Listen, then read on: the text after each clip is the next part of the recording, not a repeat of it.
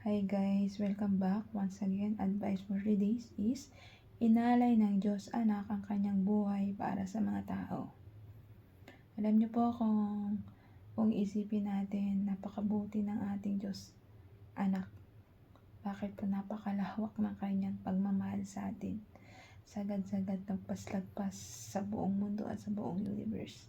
Kaya niyang lumipad, kaya niyang tumaan sa mabawat dimensional ng mundo na ito o ng buong universe. Kaya niya magpunta sa impyerno. Kaya niya pumunta kahit saan gusto niya. Kaya ikaw, habang maaga pa, magbago ka na. Dahil ang buhay ng Diyos na inalay niya para maputol ang tanikwala o sumpa ng Diyos Ama na binataw dito sa ibabaw ng mundo para makausap ang ating Diyos Ama ay napakadali na lang para sa kanyang Diyos Anak. Ganun tayo kamahal ng Diyos Ama natin. Binigay niya kanyang anak para maputol yung mga sumpa na yun na humihiwalay sa tao at sa Diyos. Dahil sa kanyang anak, nagkakaroon tayo ng way para mapalapit sa ating Diyos Ama. Nakausapin siya sa pamamagitan ng kanyang Diyos Anak. Inalay ng ating Diyos Anak ang kanyang buhay para maligtas tayong mga taong makasalanan tayong isinilang, tapos gumagawa pa tayo ng kasalanan, di lalong nadadagdagan yung kasalanan natin. So, pues, magbago ka na. Ngayon na, magbago ka na, hinihila kita. Magsisi ka na po sa lahat ng iyong mga kasalanan na ginawa mo dito sa ibabaw ng lupa. Kung may mga nakaraan kang mga galit, patawarin mo sila. Kung may mga nakaaway ka, patawarin mo sila. Kahit sila yung gumawa ng kasalanan sa'yo, patawarin mo sila sa ngalan ng Diyos Anak. Patatawarin ng Diyos Ama ang mga gumawa sa'yo ng kasalanan.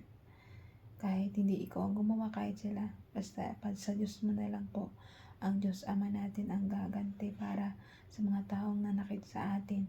Ang Diyos hindi natutulog. Lagi yan siyang nakatingin sa ating kanyang mga anak. Napakabuti ng ating Diyos Ama at ng Diyos Anak. Handa niyang ialay yun. Inalay niya ang buhay na yun ng kanyang anak para sa ating mga tao. Para maligtas tayo. Alam natin tayong makasalanan. Nililigtas tayo ng Diyos Anak para hindi tayo mapunta doon sa Hades. Sa impyerno na hindi namamatay ang apoy at sa mga uudo na hindi namamatay. Nililigtas niya lang tayo mga kaluluwa natin. At ikaw bilang isang mabuting tao, nililigtas ka niya. Kaya magbago ka na, magsisi ka na sa mga kasalanang ginawa mo dito sa ibabaw ng lupa. Maging mabuti kang tao, maging matulungin ka, magkaroon ka ng kababaang loob at malawak na pangunawa.